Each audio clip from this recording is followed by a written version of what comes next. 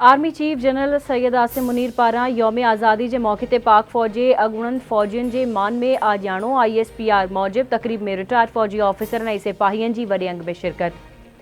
COAS जो retired फौजियुनि खे ख़िराज तहसीन पेश। आर्मी चीफ पारां फौजी अमलदारनि जे लगाव ऐं क़ौम की तारीख़ की जोड़जक में अहम किरदार अदा करण की वाखाण। आर्मी चीफ जनरल जो मुक़ाबलो करण लाइ इतिहाद ऐं लचक की बुनियादी अहमियत ते ज़ोर ॾिनो। आर्मी चीफ दुश्मन के हथ ठोकिन ख़बरुनि ऐं प्रोपेगेंडा के ख़तरनि खां ख़बरदार करे छॾियो। Army chief general Asim Munir चवे थो, अगुणन फौजियुनि मुल्क की तरक्की लाइ अहम किरदार अदा कयो।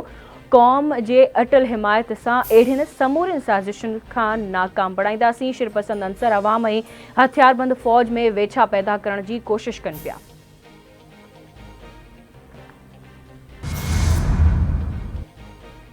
गर्मियुनि जी मोकलुनि खां पोइ सिंध ऐं पंजाब में स्कूल खुली विया। तालीम खाते मूजिब सूबे जे सरकारी ऐं ख़ानगी स्कूलनि में अॼु खां मामूल मुताबिक़ तदरीसी अमल शुरू थी वियो। तालीम वारे सूबाई वज़ीर सैयद सरदार अली शाह जी समूरनि शागिर्दनि खे ध्यान ऐं अज़्म सां पढ़ण जी हिदायत। सरदार शाह चवे थो, उस्तादनि जे मेरिट ज़रिए भर्तियुनि सां तालीमी निज़ाम में बहितरी आई आहे।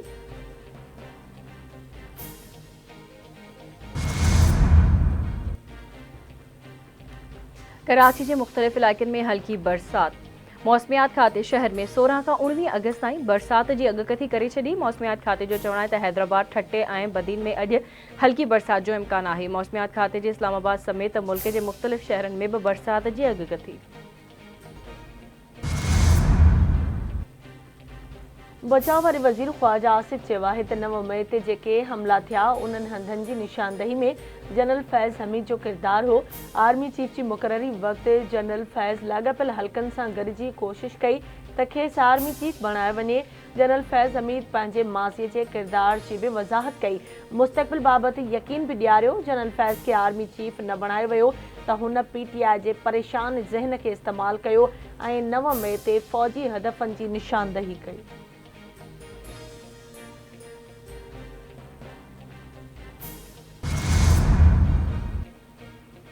सऊदी वली अहद मोहम्मद बिन सलमान पंहिंजे क़त्ल जो ख़दशो ज़ाहिर करे छॾियो। मोहम्मद बिन सलमान पंहिंजे क़त्ल जे ख़दशे बाबति अमरीकी कांग्रेस जे मेंबरनि खे आगाह करे छॾियो। चवे थो, सऊदी इसराइल लाॻापनि जी बहाली ऐं अमरीका सां सहकार लाइ पंहिंजी जान ख़तरे में विझी छॾी आहे। मोहम्मद बिन सलमान मिस्र जे मक़तूल सदर अनवर सादात जो बि हवालो ॾिनो, जंहिंखे इसराइल सां कैंप डेविड मुआहिदे खां पोइ क़त्ल कयो वियो हो।